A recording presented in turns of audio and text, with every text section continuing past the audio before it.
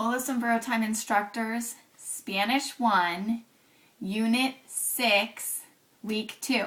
Okay, so now we've done the parts of the house, we've done the rooms of the house, and now we're moving into la cocina.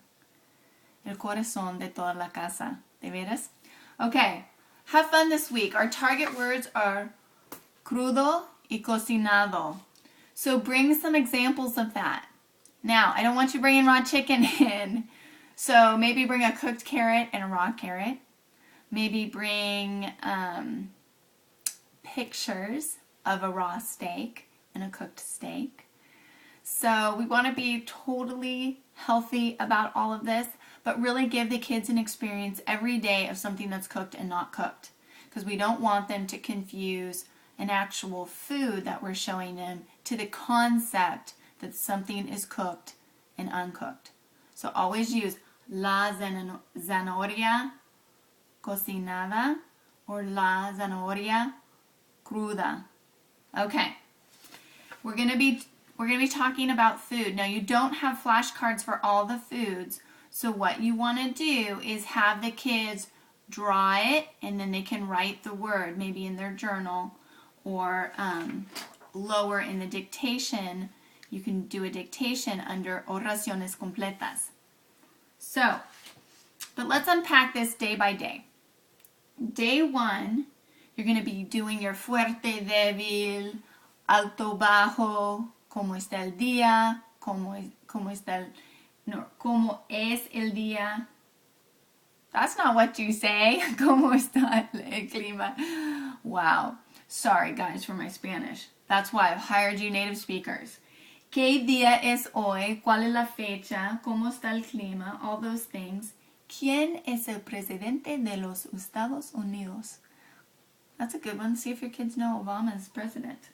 All right. Now on day 1, you're going to do a dictation. So you want to really over-enunciate. This is a pronunciation exercise. Mariposa. Mariposa. So go ahead and take on page 46, at the bottom here, you have room to do your dictations. So go ahead and have them write a line with 1 and fill it in. Go ahead and correct these as you do them. We want immediate feedback to be given to the kids if they're doing it right. Okay. The dialogue. Now this week with the dialogue, we're talking about food, what we like, what we don't like. I want you to really be changing up the vocabulary that you use in this dialogue. Every day, interject different foods. And on the last day, let them put in the foods that they like. You also don't have to keep with conejito. This was really intended and designed so that you could do it with a puppet and model the dialogue back and forth. Now, once you get into it for a little bit, you could do amigo and amiga, or abuelito y la abuelita, or tu abuelita y el nieta. So go ahead and play with the people as well as the food vocabulary that you put into it. Now on day 1, I would put the kids in a circle and have flashcards or pictures of the vocabulary that you want to go over. So you have flashcards of the things in the kitchen. You'll have pictures of the food. You can cut that out from, your supermarket throwaway stuff. You don't want any English on your pictures though, so just remember that. And go ahead and do that. Now there is a workbook page that you can do on page 48 where you draw the things that are in the kitchen. This will be a good exercise for them to reinforce at the end of your first day. Day 2. I'm not going to go over the opening calendar. You know what to do. Take a look at those calendar questions though. As my observations, I've seen a lot of you guys cut over those conversational questions. Don't do that. This is where they're practicing and how I want you to do that. Okay, so I'm going to make an emphasis here. Give them the question. Have them repeat the question, and then call on somebody. Say the other question, have everybody repeat the question, and then call on someone. You can even have them repeat the response as well for things like the date, what the weather's like.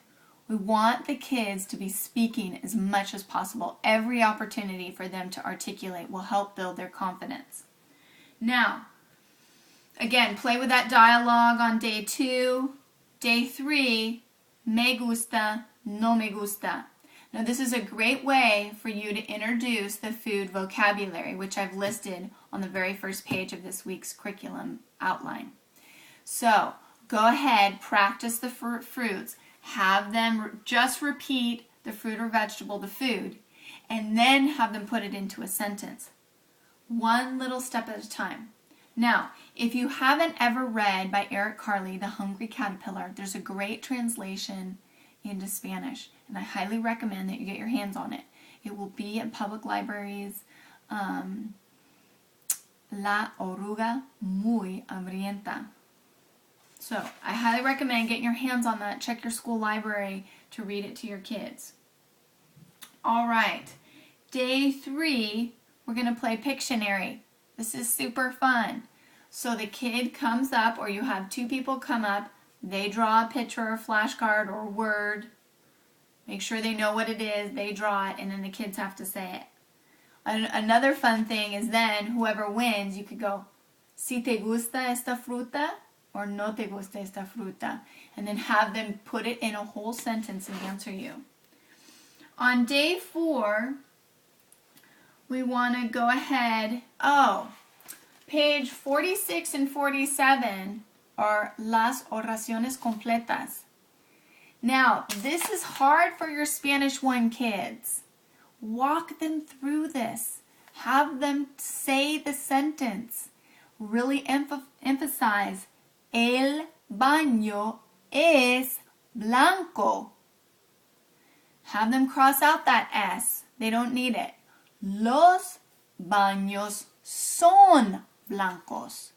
The whole idea here is to get them to hear if it's awkward because everything's singular and one thing's plural, or vice versa. So there's only one error in the sentences. Really emphasize the pattern that they see and that they listen to. This is a skill that we will work on for the next 6 years of their life in Spanish 1. But we want to start emphasizing it already. Okay? On day 4, the last thing you're going to do is take a piece of paper and you want to fold it into quarters, front and back, and you want them to draw a fruit, a vegetable, una comida dulce, una comida amarga, and if they can actually write what their fruit is, that would be great. If it's just a picture, that's totally acceptable. It just depends.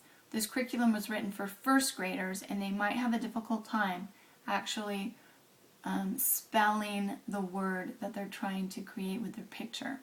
What we're looking for is if you say, una comida amarga, do they know what that means? Do they draw a lemon? That demonstrates that they understand what you're saying. Okay? So this is not a spelling test for food. It's a comprehension assessment. Can they come up with a vegetable or fruit or something sweet or sour depending on the Spanish vocabulary that we've been working on this week? Okay? So the picture is totally acceptable. If they can write it, great. If they can't, no big deal. We want to see if they understand the vocabulary that we've been working on this week. So have a fun week with this. Food's always fun. And we'll talk to you later. Call me for anything. Hasta luego.